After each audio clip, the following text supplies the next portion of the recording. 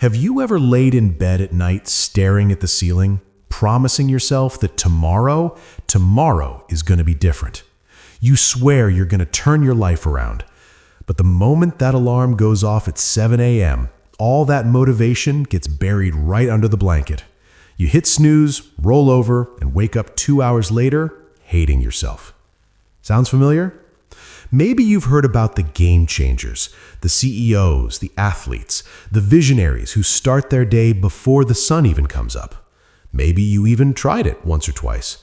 But after 2 days, your body screams no, and your brain tells you, forget it, man, I'm just a night owl. This isn't for me. But what if I told you that the gap between your current failures and the future you dream about is only 1 hour wide? What if I told you that you could grab the pen and rewrite your own destiny before the rest of the city even opens its eyes? This is the story of a guy who was completely lost in the noise until 5 a.m. found him and pulled him out of the crowd. Listen to the end, because this story might just be the U-turn your life needs today. In the middle of a bustling metropolis, let's call it New York City, where the noise of traffic and sirens never really stops, lived a 29-year-old guy named Ryan. Ryan worked as a delivery driver for a food app. His shift started at noon and dragged on until midnight, sometimes 1 a.m. By the time he dragged his exhausted body back to his cramped basement apartment, it was 2 a.m. He'd crash, scroll through his phone, and wouldn't wake up until 10 or 11 the next morning, waking up already feeling tired. His paycheck? Barely enough to keep the lights on. He lived in a damp, shoebox-sized studio in a rough part of town. In the summer, it was an oven. When it rained, the ceiling leaked. His car was a beat-up 10-year-old sedan that rattled every time he hit the gas and broke down at the worst possible moments. But Ryan's real struggle wasn't the poverty. It was the feeling of being invisible. Every day, stuck in gridlock traffic, he'd look into the back of passing Uber Blacks or luxury cars. Through the tinted glass, he'd see guys his own age in suits, typing away on MacBooks, closing deals. When he delivered lunch to the front desks of fancy skyscrapers, he'd see people in glass conference rooms, laughing, brainstorming. Ryan would think to himself, did God put me on this earth just to deliver food to people who are actually living? Will I ever be the guy sitting at the table ordering the food? It's not like he hadn't tried. He bought books on coding, on business, but after driving for 14 hours, the moment he opened a book, his eyes would blur. The exhaustion was so heavy, it felt physical. So he'd just give up, binge watch mindless videos on his phone, and pass out. Back in his hometown, he had a wife and a little daughter. His wife would call him, often holding back tears. Ryan, honey, enrollment for Sarah's school is coming up. The tuition is due. Do we have the money? Is she going to miss a year? Ryan would lie. He had to. Don't worry, babe. I'm picking up overtime shifts. It's handled. Everything's going to be fine. But deep down, he knew nothing was fine. He was stuck in a rat race. Actually, it was worse. He was on a hamster wheel, running as fast as he could, sweating buckets, but going absolutely nowhere. Waking up at 11, rushing to work, coming back past midnight. He was living life in the passenger seat while someone else drove. A question kept echoing inside his helmet every night. Where is the exit ramp? How do I get out of this loop? The turning point came on a stormy night in July. It was 11:30 p.m. Rain was coming down in sheets. Ryan's old car finally gave up and died on a deserted street. The customer kept calling, screaming at him for the cold food. Ryan, soaked to the bone, trying to push his car to the side of the road, just slumped against the curb. He felt broken, defeated by the city, defeated by luck. That same night, when he finally got back to his apartment, he got a text from home. His younger brother had gambled away their family property. The bank was foreclosing on their parents' house. They were going to lose everything. Ryan sat on his bed, head in his hands. The walls felt like they were closing in on him. He couldn't breathe. He had to get out. He walked out the door. It was 4:30 a.m. The city was unrecognizable. It was quiet. The streetlights reflected on the wet pavement. The air smelled clean, washed by the rain. No honking, no yelling, just silence. As he walked down the empty street, a thought hit him. I can't do this anymore. Living like this isn't living. It's just breathing. I have to change something. He found himself standing in front of a park. The gates weren't fully open yet, but there was an older gentleman stretching near the entrance. The man looked to be in his 60s, but he stood tall, spine straight, with an energy that didn't match his age. Ryan recognized him. It was Mr. Sullivan, a famous architect. Ryan had delivered dinner to his firm a few times. Ryan was confused. A guy with that much money waking up this early? Curiosity got the better of him. He walked up. Excuse me, Mr. Sullivan, up this early? Mr. Sullivan didn't recognize him at first, but then saw the delivery app logo on his hoodie. He smiled warmly. Good morning, son. I'm always up at this time, for the last 40 years. 5 a.m. is my victory lap. Victory lap? What do you mean? Ryan asked. Listen, Mr. Sullivan said, wiping sweat from his forehead. Most people wake up when they have to, when their boss expects them, or when the bills force them. But I wake up when I want to. From 5 a.m. to 7 a.m., nobody calls me, no emails, no chaos. This is the time I build myself, so for the rest of the day, I can conquer the world. Ryan let out a heavy sigh. Must be nice, sir. But I drive until 1 a.m. I need my sleep. Mr. Sullivan looked him dead in the eye. Do you plan on driving that car for the rest of your life? No, sir. But what choice do I have? The choice is yours, firmly Sullivan said. Clock out at 10 p.m. instead of midnight. You'll make less money, sure, but take those 2 hours of sleep. Wake up at 5 a.m. The people running this city, none of them are hitting snooze until 10 a.m. He put a hand on Ryan's shoulder. Remember this, kid. Those who wake up before the sun are stronger than the sun. If you want to rewrite the script of your life, 5 a.m. is the only pen and paper you've got. Before jogging away, Mr. Sullivan turned back. If you're actually serious about not being a driver forever, meet me here tomorrow. I'll show you how to build a life. But fair warning, it's not for the weak. That night, Ryan made a tough call. He told his supervisor he wasn't taking the late night shift anymore. He was logging off at 10 p.m. His coworkers called him crazy. You're going to lose out on the tips, man. Ryan thought, I'll lose the money, but I'll gain my life back. The next morning, 5 a.m., the alarm screamed. Ryan's body felt like it weighed 1,000 pounds.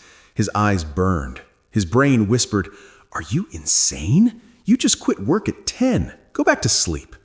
But then, the memory of sitting on the curb in the rain hit him. The fear of losing his parents' house hit him. He threw the covers off and jumped up. When he got to the park, Mr. Sullivan wasn't surprised. It was like he knew Ryan would show up. He sat Ryan down on a bench and drew a simple diagram on a notepad. Ryan, your life right now is like a car stuck in traffic with the engine revving. You're burning gas, but you aren't moving. You need to change lanes. He explained the method. What do you want to be? Sullivan asked. Ryan looked down at his sneakers. I used to like drawing, graphic design. I wanted to create things on a computer, but now, no buts. For this 1 hour, you are a student. YouTube is free. There are free courses everywhere. Don't have a laptop? Watch tutorials on your phone. Learn the basics. Go to the public library to practice. The next hour is for your body and your spirit. Work out and pray or meditate. If your body is weak, your mind gives up, and silence will give you the mental toughness to handle the day. Mr. Sullivan gave him 3 strict rules. Consistency, Monday through Sunday, no days off. Digital detox, no Instagram, no TikTok, no news during these 2 hours. Sacrifice, no hanging out late with buddies, no binge-watching shows. You are in bed by 10 p.m., period. Give me 90 days, Sullivan said. Give me 90 mornings, and I'll give you a new life.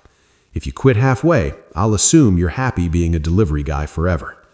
That challenge hit Ryan like a punch to the gut. I'll do it, sir. Watch me. The beginning was a nightmare. The first week, Ryan felt like a zombie. Leaving work early meant less cash, which stressed him out. Waking up at 5 a.m. felt like torture. He'd sit at his tiny kitchen table watching design tutorials, fighting to keep his eyes open. His back ached. He wanted to quit every single morning, but he didn't. 1 month passed. The magic started to happen. On day 35, Ryan realized something weird. He woke up before the alarm. Walking in the early morning chill, he felt something he hadn't felt in years: hope. He realized this city didn't just belong to the rich. At 5 a.m., it belonged to him. He devoured YouTube tutorials on color theory, typography, and logo design. He borrowed an old, clunky laptop from a friend and practiced during his lunch breaks in his car. His exhaustion vanished. He used to be grumpy with customers. Now he delivered food with a smile. Why? Because he knew this wasn't his permanent reality anymore. This was just funding his dream. By the end of month 2, Ryan had mastered the basics of Photoshop and Canva. He designed a logo and a banner for a small local deli he delivered to, for free. The owner loved it so much, he tipped him $50. That was the first $50 Ryan ever earned with his brain, not his mileage. He kept that bill in his wallet as a reminder. Month 3. Ryan built a portfolio. Every time he dropped off food at an office, he'd politely ask the receptionist, "Hey, do you guys need any small design work done? I can help out." Most said no. Some laughed. But on day 88, luck struck. He was delivering a massive lunch order to a digital marketing agency. The vibe inside was chaotic. Everyone was stressed. Their lead designer had called in sick, and they had a huge deadline for a client due in an hour. Ryan took a deep breath. He walked up to the manager. "Sir, I don't mean to overstep, but I know design. If you give me a shot, I can try to fix it." The manager looked at him confused, ready to tell him to get lost. But he saw something in his eyes, a quiet confidence. "You've got 30 minutes, the manager said, pointing to a desk. "Don't mess it up." Ryan sat down. All those 5 a.m. mornings, all those tutorials, all that practice came rushing back. He locked in. In 20 minutes, the design was done. The manager stared at the screen. It wasn't just okay. It was clean, professional, and exactly what they needed. "Where did you learn to do this?" the manager asked, bewildered. "I thought you were a driver." Ryan smiled, a genuine smile. "I learn while you guys are sleeping, sir, at 5 a.m. The manager offered him a freelance contract on the spot. "Handle our overflow work. If you're good, we'll bring you on full-time." Ryan walked out of that building and called Mr. Sullivan. His voice was shaking. "Mr. Sullivan, I grabbed the steering wheel. I'm driving now." Ryan isn't delivering food anymore. He's a junior graphic designer at that agency. His salary is triple what he made driving. His daughter is in a good school. He paid off his parents' debt and saved their home. But here's the thing. Ryan still wakes up at 5 a.m. every single day. He doesn't have a boss forcing him to. He does it because he knows those 2 hours are what turned him from just Ryan the driver into the man he is today. Now he uses that time to learn 3D animation and read. His friends ask him, "Dude, you made it. You got the job. Why do you still punish yourself with that early alarm?" Ryan just smiles and says, "If you want to change your luck, you have to get out of bed before the sun does. Once the sun is up, everyone else is already running." Guys, Ryan's story isn't a fairy tale. It's proof of willpower. Your life can change too. Not by winning the lottery, not by magic, but by a simple decision you make for tomorrow morning at 5 a.m. Most people don't get it. It's not a lack of talent or opportunity that holds you back. It's the habit of wasting your mornings. 5 a.m. to 7 a.m. is the quiet zone. The world is silent. Your focus is 100%. That is the time you do the work that separates you from the crowd. So, I'm giving you the same challenge Mr. Sullivan gave Ryan. Step 1. Set your alarm for 5 a.m. tonight. Put your phone across the room so you have to physically get up to turn it off. No negotiating with yourself. Step 2. Decide right now what you're going to learn in that first hour. Is it a new language, coding, drop shipping, writing? Don't just think about it. Start. Step 3. Get to bed by 10 p.m. Staying up late isn't cool. It's just stealing success from your tomorrow.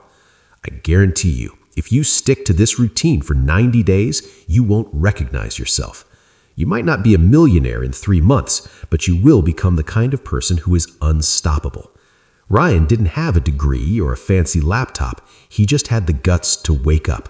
You have way more advantages than he did. So, the question is, will you rise tomorrow? Or will you hit snooze and go back to the same old struggles? The future version of you is waiting in that early morning light. Don't let him down. If you are ready to join the 5 a.m. club, hit that like button right now to seal your promise. And tell me in the comments, what are you going to start learning tomorrow morning? I'll be reading your answers. Share this with a friend who talks about changing their life but needs a push. And subscribe, because every week we bring you stories that refuse to let you give up.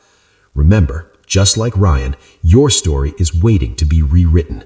And the first chapter starts tomorrow at 5 a.m. Good morning, and let's get to work.